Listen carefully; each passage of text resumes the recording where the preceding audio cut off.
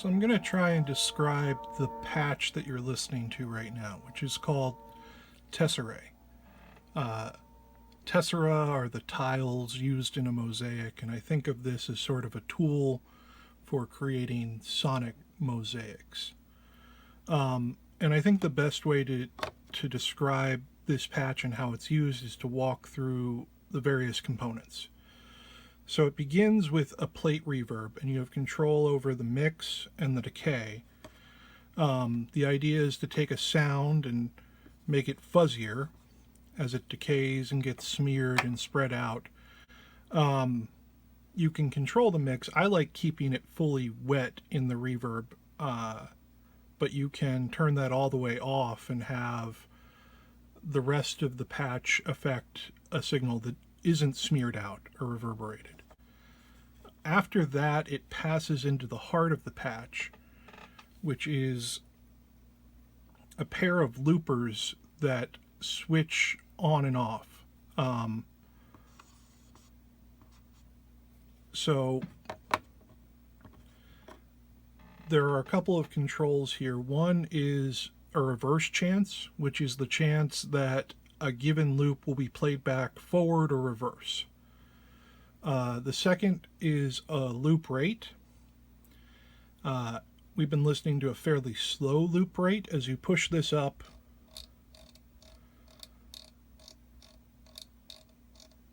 the effect becomes much more rhythmic.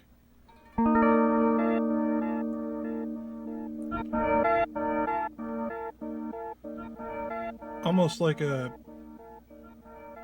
bizarre tremolo. So there are two pairs of loopers because it runs in stereo and they switch off with one another. And you can pitch the different pairs of loopers in different ways. So right now one of them is pitched regularly. The other one is pitched a fifth up. And there are two effects to this. One is that the pitch is faster or higher, but the other is that the loop plays faster. So these loopers don't loop. They just play the one time through. And so you can create different rhythmic elements by adjusting not only the pitch but also the length of the loop by the combination of these two features. So the other part of that comes into play in a second. After that, there's a modulation section. So the loopers can be modulated in one of two ways. You use this left stomp switch to activate modulation. There's a random modulation.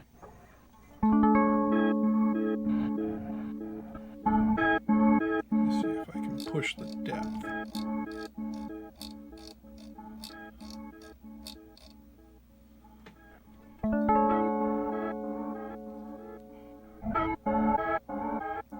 Yeah, you can hear it better now. So the depth controls the depth. It goes from pretty subtle to pretty not subtle. There's a rate control, and the rate is also indicated by the speed of this light. So there's a random option. There's also a sine wave.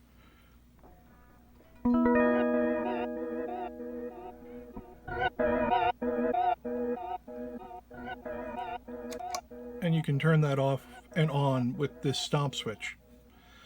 So after the modulation section, there are two sort of shapers for the patch. One is a pan control.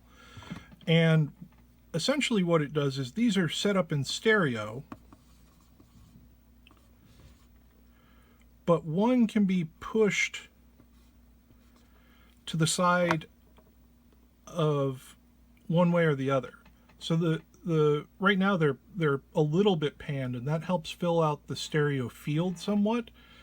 If you push that all the way, they're hard panned, or if you want to do that directly from the patch, the middle stomp switch sets them to hard pan.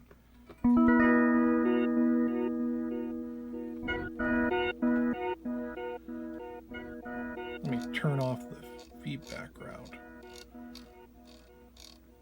Come to that in a second. So when they're hard panned, the voices ping pong back and forth. Um,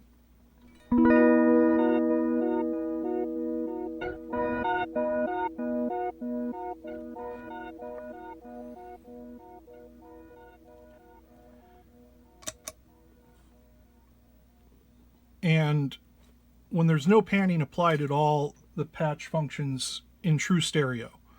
But otherwise, the different voices will be sort of combined. After that, there's a delay send, which controls the amount of the signal path that's sent into the delays. And you can either set that with this control as sort of a mix, or if you press this stomp switch, there's a modulated delay send, which has its own rate control. And as you push it up, it becomes sort of like a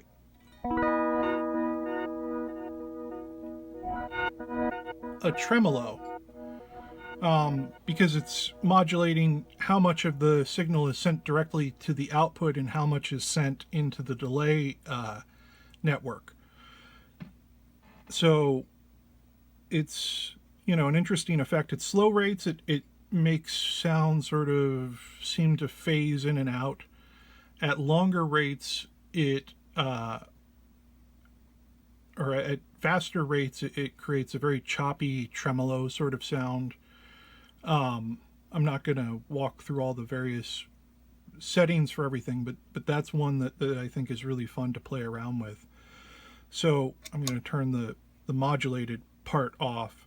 After that, it goes into a delay network. The delay network goes up to 4 seconds. And I should mention that the loop time, the loop rate can go down to about 10 seconds and goes up to about 25 milliseconds, which is really, really fast, and creates some grainy things.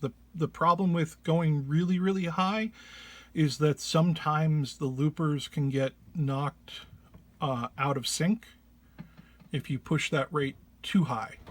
So that's just something to keep in mind as you explore the patch. If you turn the rate up really high and then turn it back down low and the loopers seem to be misbehaving, that may be a case where you need to reload the patch. Then again, sometimes that hasn't happened to me. It's really kind of hit or miss, and I don't know why. Sometimes they go out of sync and sometimes they don't. I apologize for that. If I did know, I'd probably try to correct it, but I don't. So the delay network is also a stereo delay.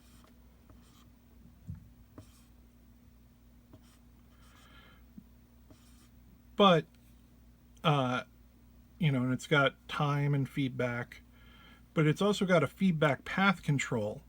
And what that allows you to do is to send some of the feedback into the other delay. And especially when the voices are hard panned, that allows you to create a lot of interesting moving textures. When it's set all the way to 1, the one side will feed back into the other. You'll get a ping pong. Points in between are mixes of those two. So sometimes it feeds back more into itself or less into itself. And it allows for a lot of different interesting variations. And then finally, there's a mix control, which is a mix control. So, there's a lot of different sounds that can come out of this. It can function like a reverse delay. It can be a pitch shifting reverb thing. It can create all sorts of tremolo and modulated textures. I think it's really an interesting patch, but it's also one for exploration. Part of the reason why, I'm sure someone is thinking, well, why isn't this tap tempo or MIDI clocked, is because I think This is a patch really about exploration. And so if you had all of these effects synced up so that all the times coincided, there would be less spontaneity to the sound.